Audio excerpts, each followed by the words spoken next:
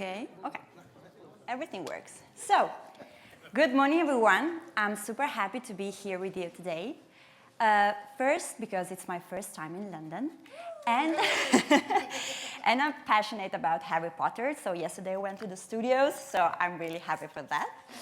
Secondly, because of course I'm here at speaking at NDC London, and today I will talk to you about how to develop your second brain.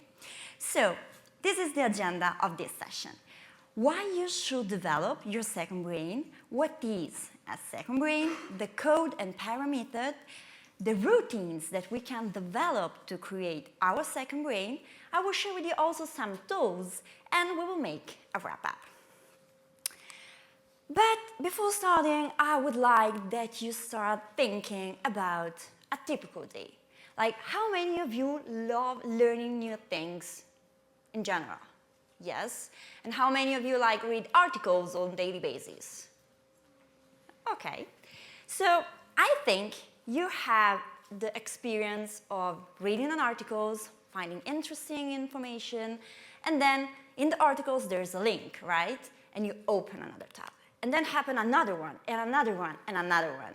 So you have, in some minutes, open thousands of tabs with super interesting information. And at the end, you don't know where you started, you know? So then you have also other contents, like you have podcasts, you have videos, you read articles on newspaper, and you get contents also from like social maybe, or notification from your manager or your colleague. And you get in touch with information also through people. So when you get in touch during a conference, in a meetup, so you learn new stuff also in this situation. And I would like that you add and one other thing is why you write code, of course, no? So when you need to understand the code, maybe writing documentation, reading documentation, or if there's no documentation, understand what there's written inside. And I would like that you add a variable on top of all this. And I would like that you imagine that your role now is to deal with one of the things that you love the most, that are people. So you have to get in touch with a lot of people as you are a community manager. So you need to know them, you need to know your community members. Each of them has a personal background, has a story, and each of them is not a number, is a person, and you need to know their story, their need. And as you're a community manager, because a company pays you, you need to understand what they want. And then you have your ambassadors that gives you special insights about the new trending technologies, what the market works and won't. And then you have your contributor. The contributor is super important because it helps you to create contents for your community. And each of them has special interests. So maybe on JavaScript or React or PHP or whatever. So you need to create a space where you can connect all this information. And these information are really personal because we are talking about people, not only about information that are on an article. And everyone get in touch with you with a lot of amazing tools, you know? So, and sometimes it happens to me that they get in touch with me on WhatsApp, Slack, and maybe Instagram at the same time. So I have 3 conversations at the same time with the same person.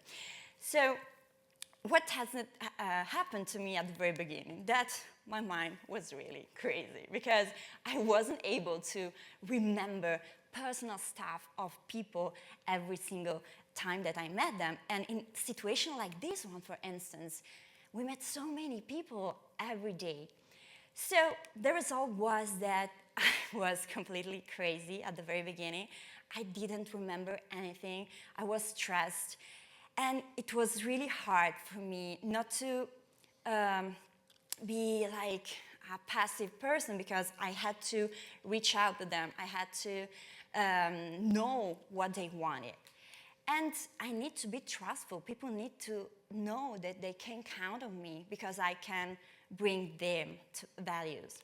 So why it is so important to develop a second brain? First one, the access of information changed a lot during the last years. If you can imagine, at the very beginning, we had to go to the library to find some information on a book.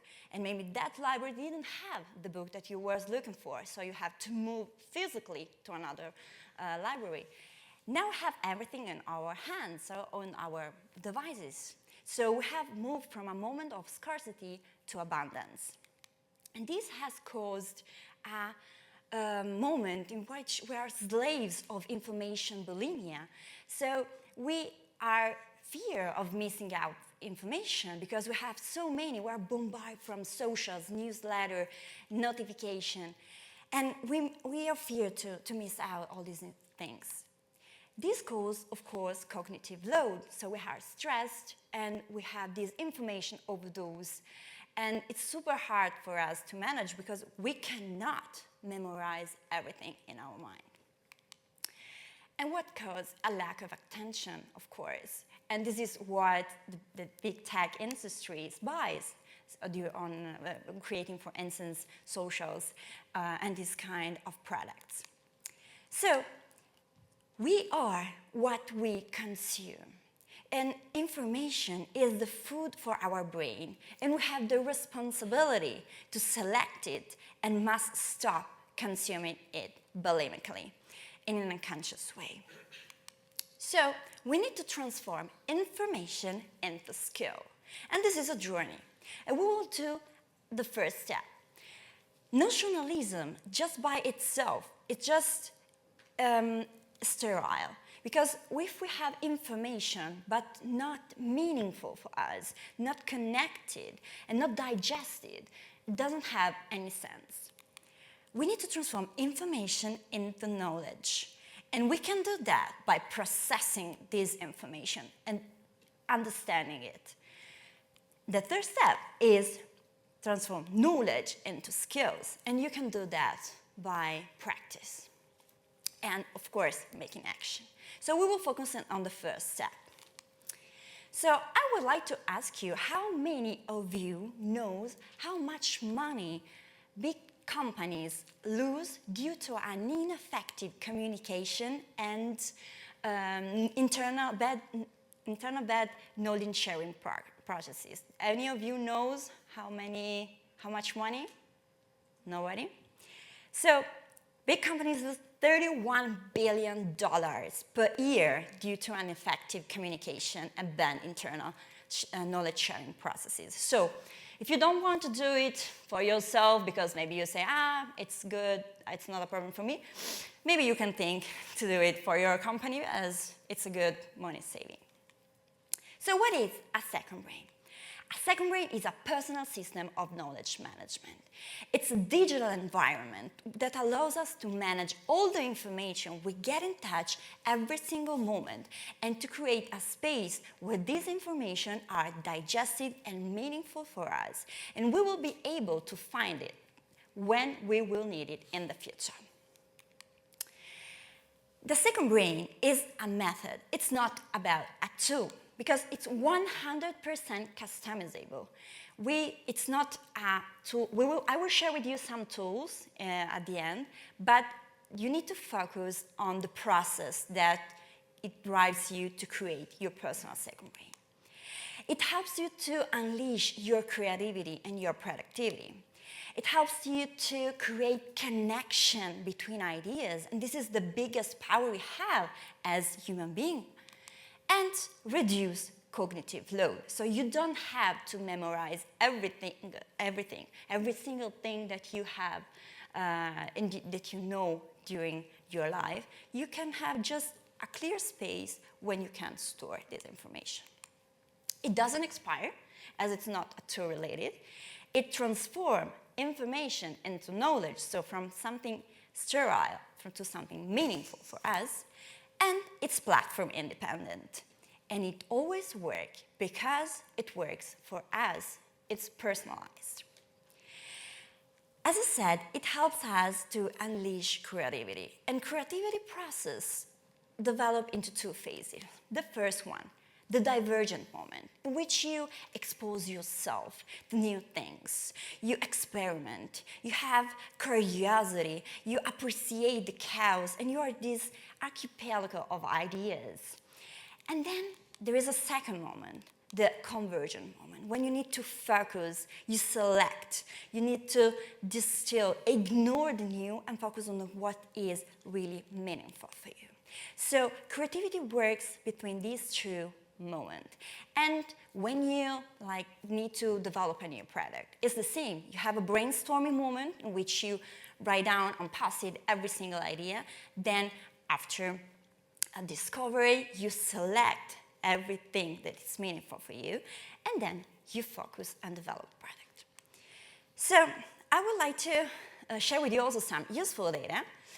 It's estimated that humans memorize on average approximately 30 gigabytes of data per day.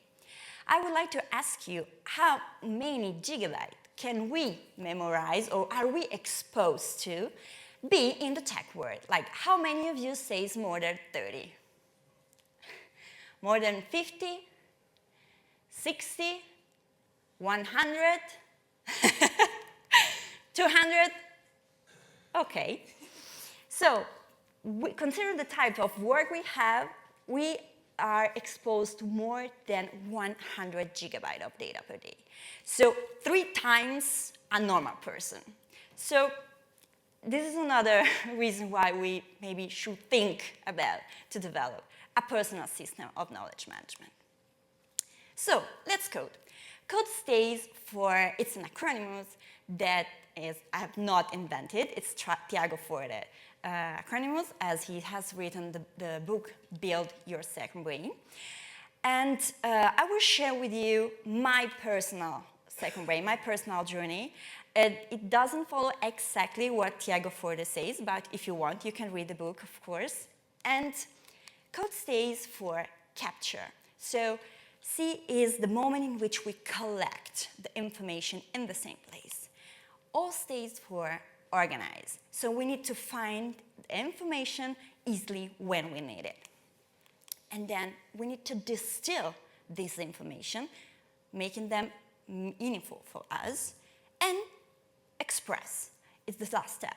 In this step, if we are able to transfer our knowledge to other people, we have concluded this process to transform information into knowledge.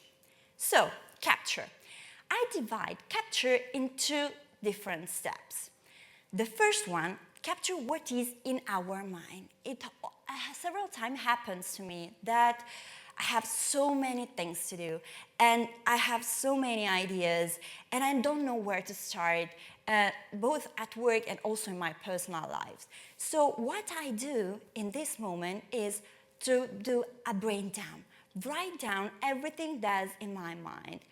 And this is super useful because when our thoughts are in our mind, they're confused, they mix one to the other, but with the power of writing, we are able to visualize them, to reduce just in some words. And this is a super useful tool.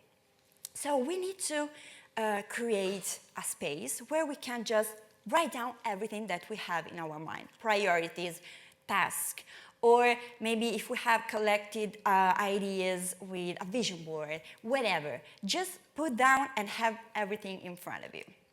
So why it's important to do that? Because it's easier to recognize patterns when they are outside of our head.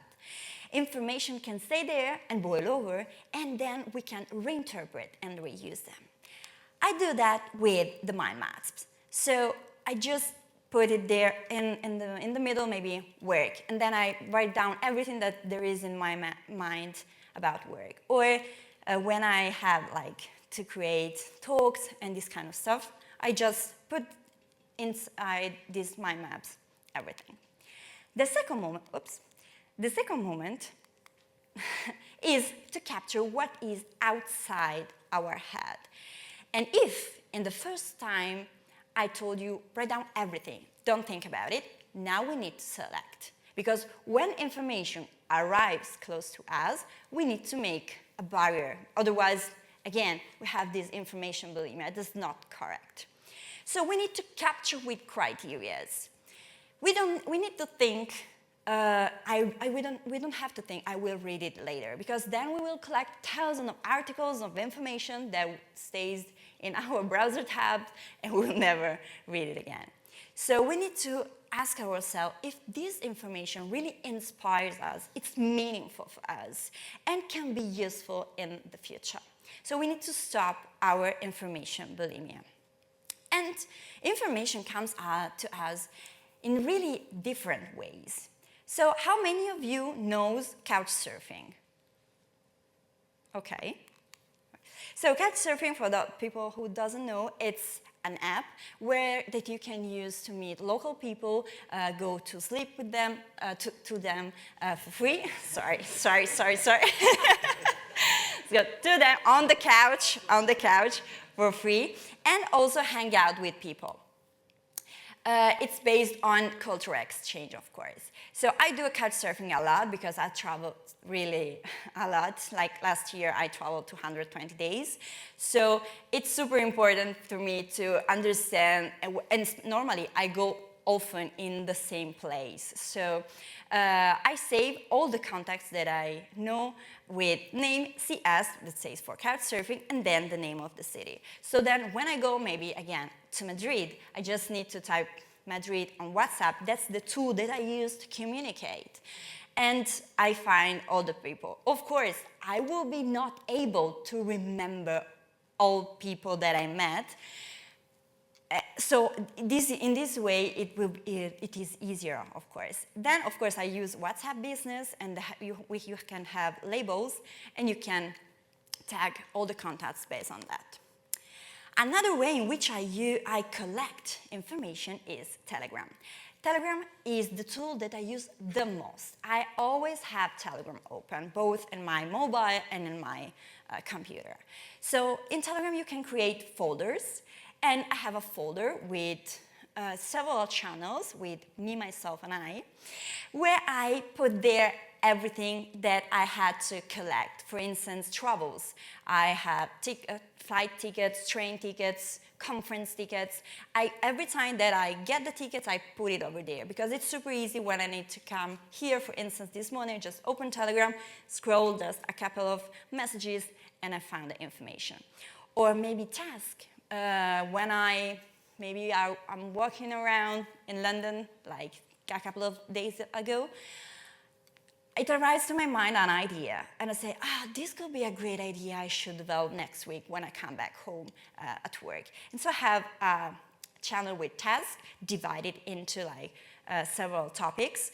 And so I write down, okay, for Code Motion, which is my company, I can do that.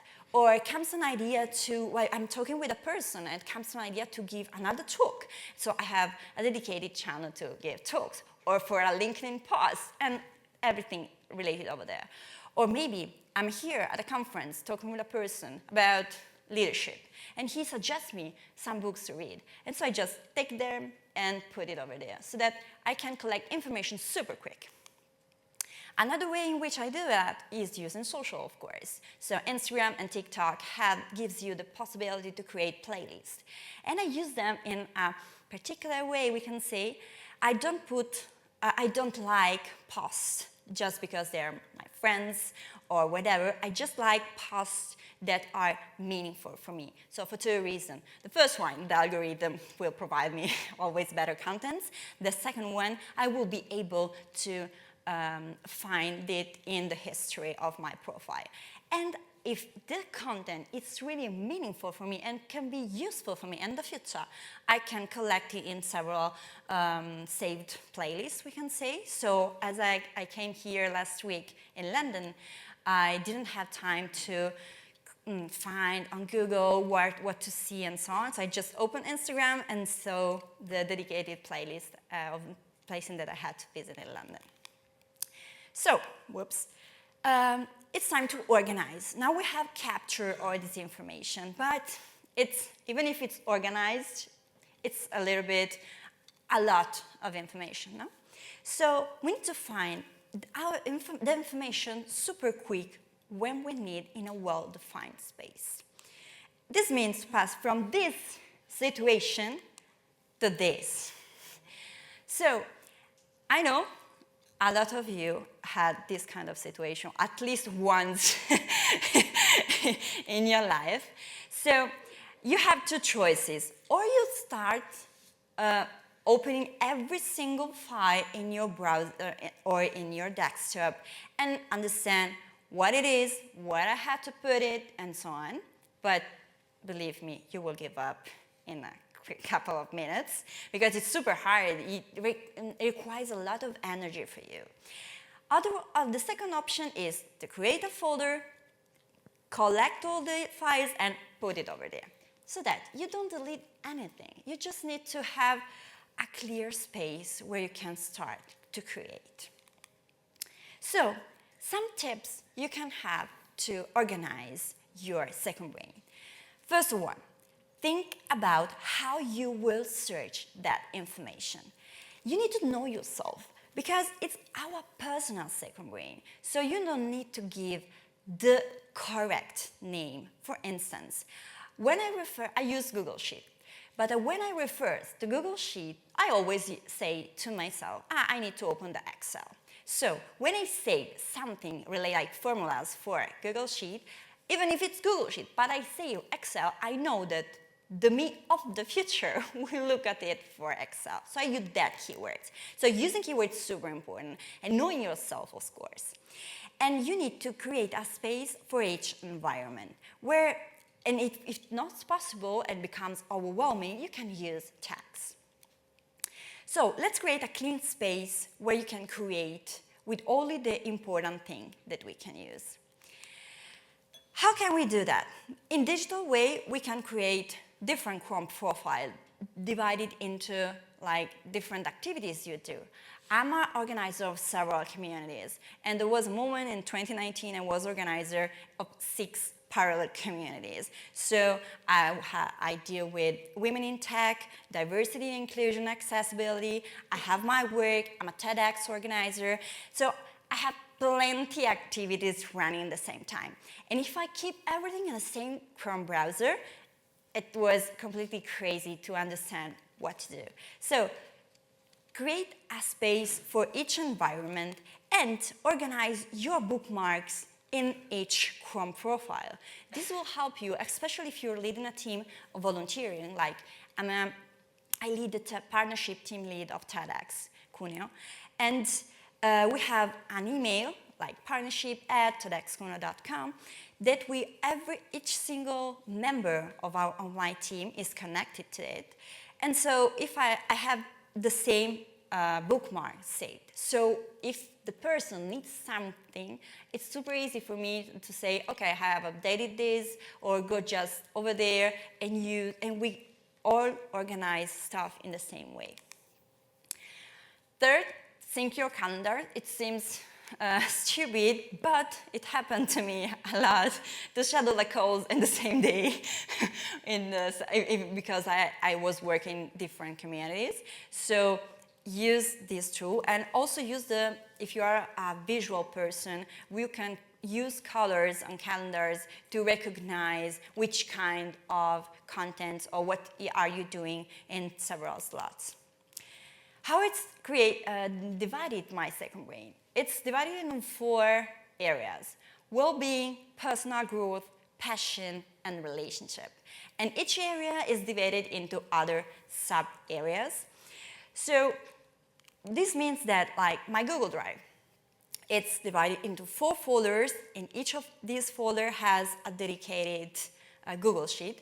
I'm a Google Sheet person because I really love to find information organized in cells and data. Then I have another big sheet that I use yearly. When I have my habits tracker, I do retrospective every day.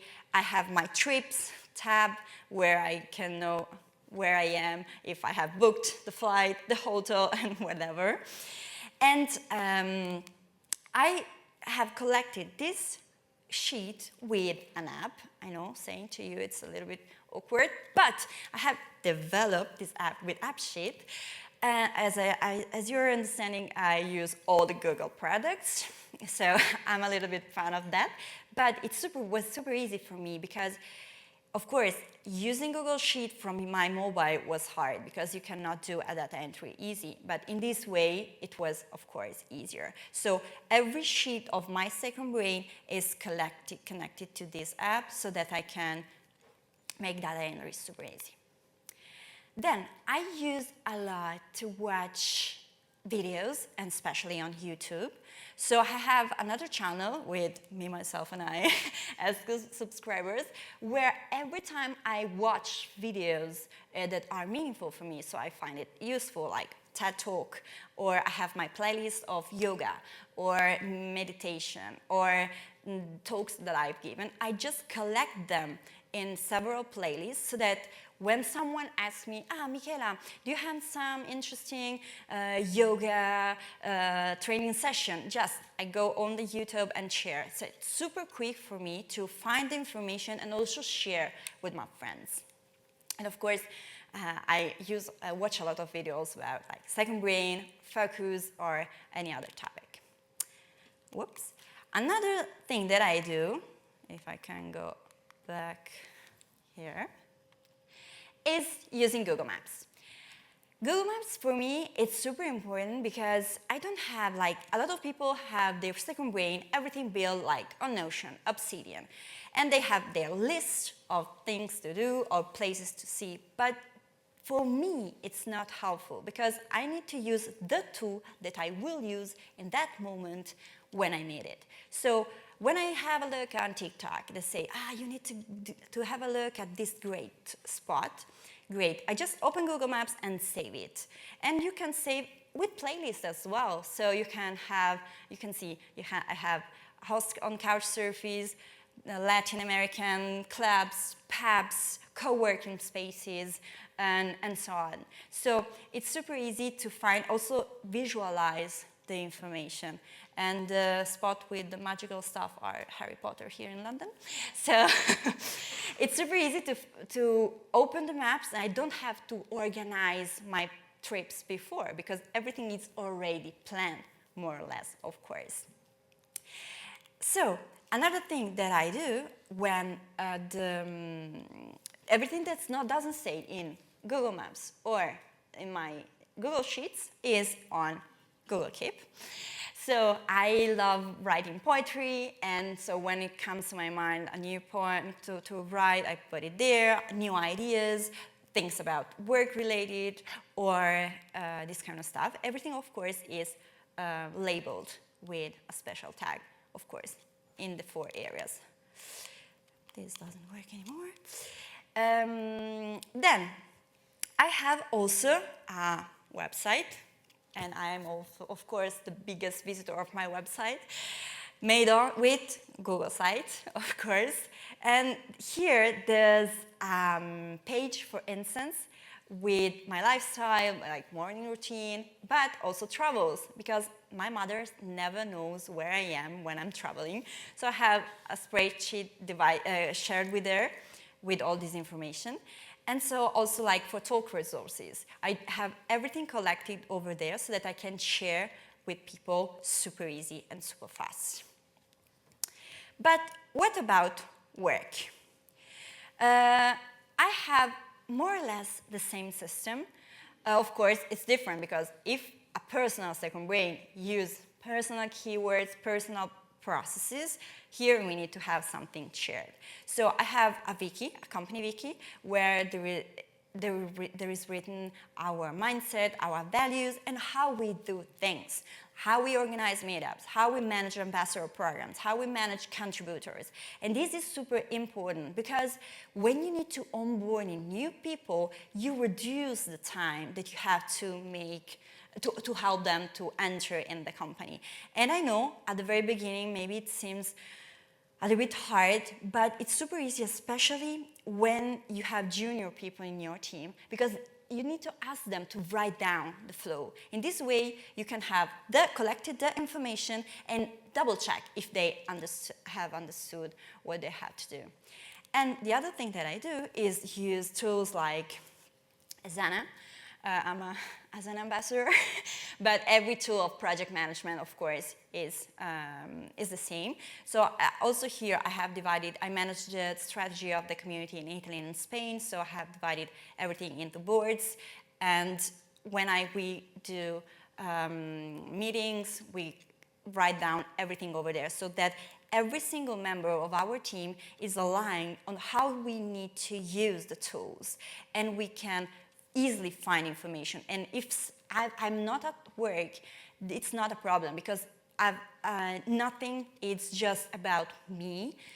A person can substitute me and go on. I wanted to share with you also the para method. I don't use it really, but maybe I know that a lot of people, a lot of friends of mine use it, so maybe it can be inspiring for you. So para is the method that Tiago Forte used to organize his second brain. So it divide things in projects, so short-term things that work on daily basis. So things that has a concrete deadline, something that you had to do. For instance, I want to lose 5 kilos in 3 months. Okay, so this is a SMART goal. Then you have things divided into areas. I want to eat better and well and healthy. So here I can collect all the information that are meaningful about, like, eating or food. And then you have the resources. So topic of your interest, but in the future. One day I want to improve my emotional intelligence. So I collect this information over there. And the last stop is the archive. So every project that closes, you collect the folder and put it in an archive. So these things are organized by actionability. From the things that you use the most to the things that you almost never use. Then the third part, we need to distill. We need to make this information meaningful for us of the future. So when you collect an article, ask yourself, will I read all these texts in the future? What are the essential takeaways that I want to remember from this article? Because the you of the future will never read all the articles. It has to find just what is really important and that maybe you are not able to remember now, what has inspired you.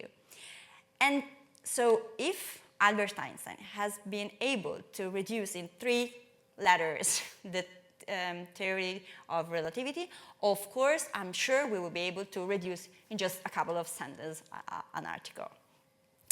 So the fourth part is the expression. So when we are able to transfer our knowledge from us to another person, we have concluded this process of transformation of information into knowledge.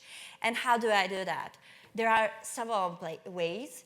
Of course, giving talks is one of these ways. Writing blog posts, creating videos, creating resources.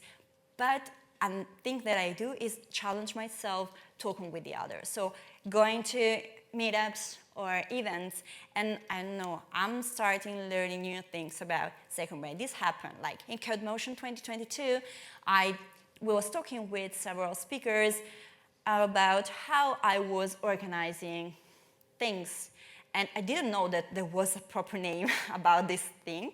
So they were saying, you have a second brain. I was like, what is a second brain? This is a check for the book. And I was like, okay, great. So I read it, and I discovered that what I was doing had a name. And the thing that I do is to confront myself, to talk with people, to understand if I really know what I'm studying, or maybe I can know more. I always can know more, but I challenge myself to understand at what level I am. So another thing that's important is to build your personal routine. And this is important because every time that we need to take action, every time that we need to make a choice, it's energy. And for our brain, it's bad. So we need to conserve our energy. So if we create good routines, it's super useful and impactful. And this is the only way that our second brain can work, because at the end, if the process will work, the second brain will work for us. So on daily basis, I capture information as I shared with you before. On weekly basis, I clean up emails, tasks, notes, desktop, and check my calendar. On monthly basis, I review and update projects, I make retrospectives, I review areas, and reprioritize stuff. And cyclically, when we use the same flows and tools, we change over time. So I had changed a lot my second brain. I started in 2021 writing everything down on bullet journaling, so with paper. But in 2021, it's super easy for me because I had my super strict routine. I didn't go out, there was COVID. But then in 2022, I started traveling for conferences again. So it happens that a book brought with me, it was super hard to manage because it was heavy, because I didn't have space, because I didn't have time at the end of the day. So I translated everything and transported everything into Google Sheet because the computer was the tool that I was using the most. But then I had the problem that Google Sheet on mobile was hard to manage, so I developed the app. So it's a step, and I started from something that was meaningful for me. At the very beginning, I started with making retrospective. It was because I had all this info. We are knowledge work, you know? So I had all this information in my mind, and it was so hard to sleep for me during the night. So I started writing down and doing this kind of brain dump, and from that I said, good, I can have a dynamics tracker, good. And then from that I said, okay, but maybe I can collect information about my talk, so I created the page of my talk, because people was asking me to share. So start from things that are meaningful for you in this moment. And so this is my experience. My system is easy, for me at least, of course, useful to collect information.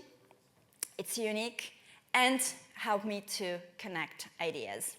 I have a distributed second brain, so a little bit different from what maybe Tiago Forte can share with you. I have Google Sheet, I have different browser on crop profiles, I use socials, I have my app, Google Maps, Google Keep, Telegram. So I have dislocated second brain. Why? Because in this way I can collect a lot of information and never lose anything. And I deal with people, so I have to manage a lot of personal stuff and consider them as people, not as numbers. And I need to be trustful. People need to know that they can count on me. And I save a lot of time. But especially, I don't panic because everything is where I need, when I need it. And I'm not afraid to lose information because the system works for me.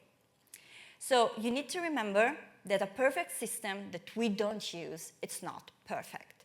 So create your personal space. So my second brain, how does it work, to wrap up?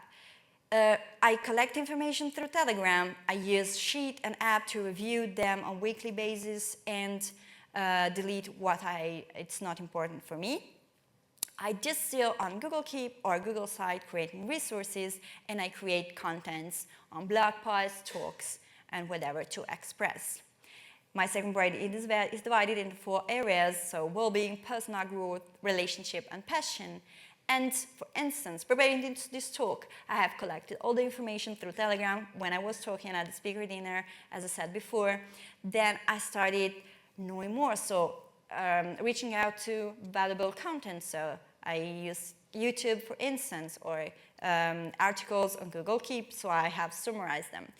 Then I did mental maps to put everything clear, and then I'm giving this talk, for instance. Or since last year, I'm learning Google App Script.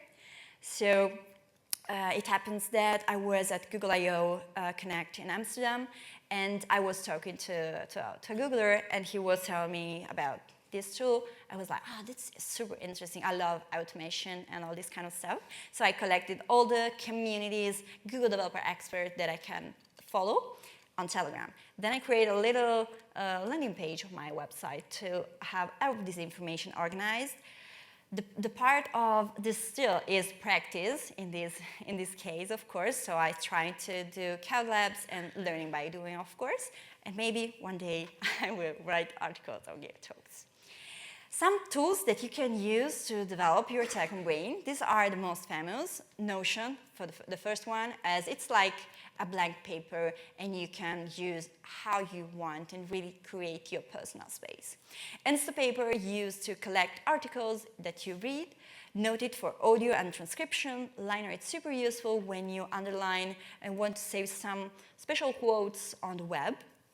Logstack is used to connect nodes, and Obsidian for mental maps. It's super powerful. So, to wrap up, remember to delegate the work of memorizing to your brain so that it can cool down. Transform information into knowledge by processing it. Find your method based on the code principles and para, if you like. Remain flexible, because you change. You will always change. Every one of us change, and your second brain will change with you. So don't think I need to create the perfect second brain right now. Think about what's work for you now, what's meaningful for you now. So keep code and keep calm and code. And just some words about me. I'm Michela, head of community of CodeMotion. We have a community of 250,000 developers in Europe mostly, but in Italy and Spain, and we organized a big conference there. I'm proudly from Cistone. It's a little village in the north part of Italy, and I'm an organizer of several community. But most recently, I have a new job title. I'm Chief Selfie Officer, so I would like to take a selfie with you. As I can say that I did my job, so think that I have done the best presentation ever, so raise your hands and smile. Perfect. So thank you very much. And if you want to have all my resources, you can scan this QR code, give me a feedback, put your email, and you will directly have in your inbox all the resources. So thank you very much.